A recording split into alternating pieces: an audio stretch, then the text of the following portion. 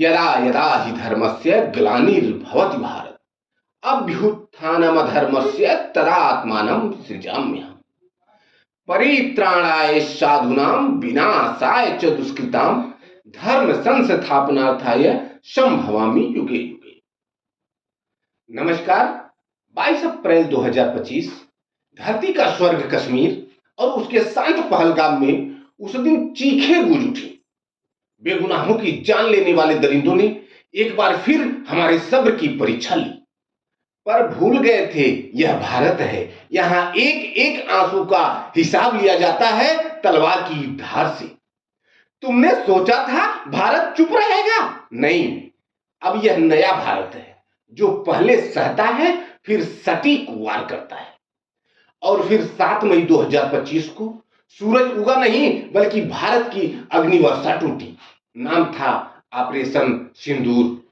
एक ऐसा प्रतिशोध जो इतिहास के पन्नों में स्वर्ण अक्षरों में दर्ज हुआ। पीओके से लेकर बहावलपुर तक आतंक के 9 अड्डे ध्वस्त, सैकड़ों आतंकी खाक, और वह शख्स अब्दुल रऊफ अजहर जो खुद को अजहर समझता था, अब इतिहास बन गया। इस ऑपरेशन का नेतृत्व किया भारत की उन्हीं सिंहों ने जिनकी रगों में खून नहीं पराक्रम दौड़ता है। और इस बार भारत की बेटियां भी शेरनी बनकर गरजी। कर्नल सोफिया कुरैशी और विंग कमांडर व्योमिका सिंह के नेतृत्व में। यह कहानी सिर्फ मिसाइलों की नहीं है, यह कहानी है इंसाफ की। यह गाथा है वीरता की, और यह संदेश है उन सबको जो भारत की ओर आंख उठाते हैं। तुम एक बार वार करोगे, हम इतिहास लिख देंगे। भारत शांत है पर कमजोर नहीं। हम शांति के पुजारी हैं पर युद्ध के अवतारी भी। पाकिस्तान ये कान खोलकर सुन ले कि हम डरते नहीं अरबों से, विस्फोटक जलपोतों से। हम डरते हैं ताशकंद शिमला जैसे समझौतों से। सियार भेड़ियों से डर सकती है, सिंहों की औलाद नहीं। भरत वंश के इस पानी की है तुमको पहचान नहीं। आइटम बम बना करके तुम किस्मत पर फूल गए। 65, 71 और 99 के युद्धों को शायद भूल गए। तुम याद करो, अब्दुल हमीद ने पैटर्न टैंक जला डाला, हिंदुस्तानी नेटो ने अमेरिकी जेट जला डाला। तुम याद करो, गाजी का बेड़ा झटके में ही डुबा दिया, ढाका के जनरल नियाजी को दूध छठी का पिला दिया। तुम याद करो 90,000 उन बंदी पाक जवानों को। तुम याद करो शिमला समझौता, इंदिरा के एहसानों को। पाकिस्तान ये कान खोलकर सुन ले, पाकिस्तान ये कान खोलकर सुन ले कि अब की जंग छिड़ी तो सुन ले। नाम निशान नहीं होगा, कश्मीर तो होगा लेकिन पाकिस्तान नहीं होगा। लाल कर दिया लहू से तुमने श्रीनगर की घाटी को। किस घपलत पर छेड़ रहे हो तुम सोई हल्दी घाटी को? जहर पिलाकर मजहब का इन कश्मीरी परवानों को, भय और लालच दिखलाकर तुम भेज रहे नादानों को।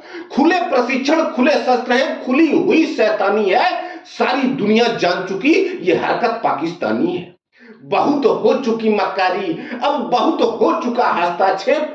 समझा दो उनको वरना भभक उठेगा पूरा देश। देश अगर हो गया खड़ा तो त्राई त्राई मच जाएगी। पाकिस्तान के हर कोने में महाप्रलय आ जाएगी। क्या होगा अंजाम तुम्हें इसका अनुमान नहीं होगा।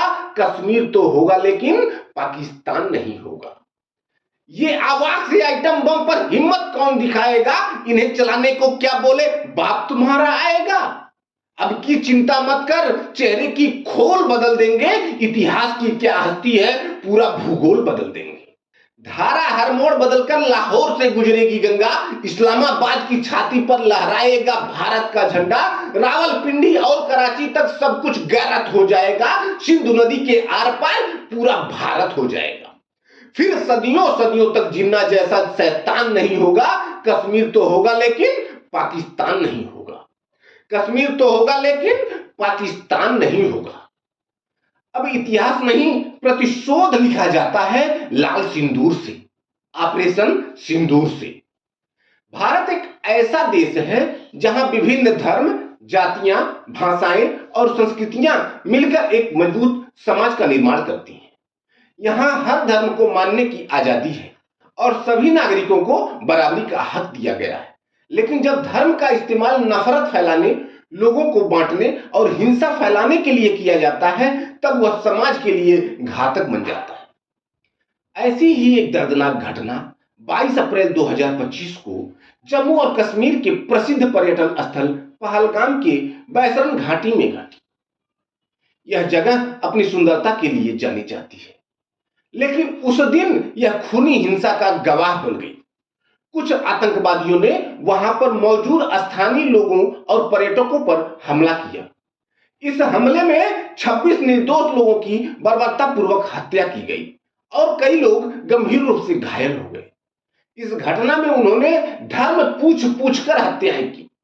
उनका उद्देश्य हमारे देश में धर्म के नाम पर आपस में लड़वाकर गृह युद्ध करवाने का था और दूसरी तरफ उनका उद्देश्य कश्मीर में बढ़ रहे पर्यटन व्यवसाय एवं विकास को अवरुद्ध करना था, ताकि वो फिर से वहां की भोली भाली जनता को बहला फुसलाकर अपनी आतंकी गतिविधियों को अंजाम दे सके। सबसे चिंताजनक पहलू यह है कि हमलावरों ने धर्म के नाम पर न्याय का ठेका ले लिया, जो न केवल कानून और शासन की खुली अवहेलना है बल्कि धार्मिक मूल्यों की भी गहरी अवमानना है। इस्लाम सहित कोई भी धर्म निर्दोषों की हत्या को उचित नहीं ठहराता। वास्तव में इस्लाम के पवित्र ग्रंथ कुरान में स्पष्ट रूप से कहा गया है कि जिसने किसी निर्दोष व्यक्ति की हत्या की उसने पूरी मानवता की हत्या की। पैगंबर मोहम्मद साहब की शिक्षाओं में भी यह स्पष्ट है कि किसी भी मजहब के व्यक्ति को सिर्फ उसके धर्म के कारण सताना या मारना इस्लाम के सिद्धांतों के खिलाफ है। सनातन धर्म के अनुसार धर्म शब्द की व्युत्पत्ति धृ धातु से हुई है, जिसका अर्थ है धारण करना। इस आधार पर धर्म वह है जो सृष्टि को धारण करता है, जीवन को संतुलित रखता है। धर्म यह बताता है कि क्या करना उचित है और क्या करना अनुचित। धर्म समाज में शांति, सद्भाव और नियम बनाए रखने में भूमिका निभाता है। सत्य बोलना, अहिंसा, परोपकार, संयम आदि को धर्म का अंग माना जाता है। हमलावरों के इस कृत्य ने एक बार फिर से यह सिद्ध किया कि धार्मिक कट्टरता और आतंकवाद समाज के लिए कितने घातक हैं। जब धर्म को राजनीतिक या हिंसक उद्देश्यों के लिए उपयोग किया जाता है तो वह वास्तविक स्वरूप को खो देता है। यह घटना विशेष रूप से इस दृष्टिकोण से चिंताजनक है कि उसका मकसद समाज को धर्म के नाम पर बांटना था। आतंकियों की यह कोशिश थी कि लोगों में आपसी अविश्वास और नफरत फैलाकर देश को कमजोर किया जाए। लेकिन इस हमले के बाद जिस प्रकार से भारत के सभी धर्मों के लोगों ने एकजुट होकर इसकी निंदा की, वह हमारे सामाजिक और सांस्कृतिक मूल्यों की ताकत को दर्शाता है। पहलगाम हत्याकांड एक चेतावनी है। यह दिखाता है कि धार्मिक पहचान को हथियार बनाकर इंसान को इंसान के खिलाफ खड़ा किया जा सकता है, परंतु यह भी सत्य है कि भारत जैसे देश में जहां विविधता ही एकता की नींव है, ऐसे प्रयास लंबे समय तक सफल नहीं हो सकते। हमें यह समझना होगा कि धर्म का असली उद्देश्य शांति, प्रेम और सहिष्णुता है। हमें अपने समाज में धार्मिक सह अस्तित्व की भावना को मजबूत करना होगा और यह सुनिश्चित करना होगा कि किसी भी धार्मिक विचारधारा का दुरुपयोग हिंसा फैलाने के लिए न किया जाए।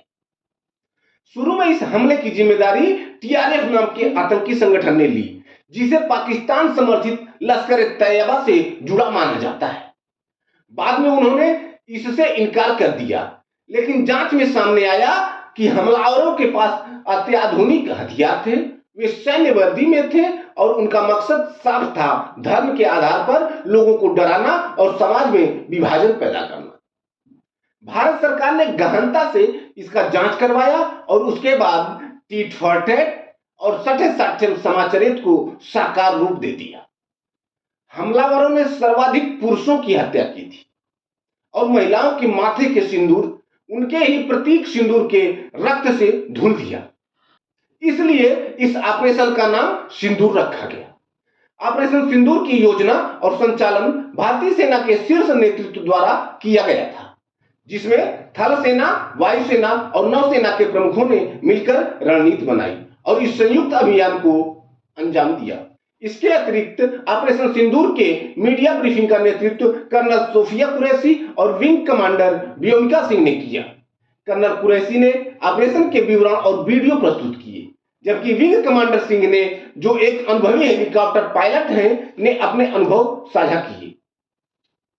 इस ब्रीफिंग में उन्होंने पाकिस्तान और पाकिस्तान अधिकृत कश्मीर अर्थात पीओके में स्थित 9 आतंकी ठिकानों पर की गई सटीक मिसाइल हमलों की जानकारी साझा की, जो 22 अप्रैल को पहलगाम में हुए आतंकी हमले के प्रतिशोध में किए गए थे।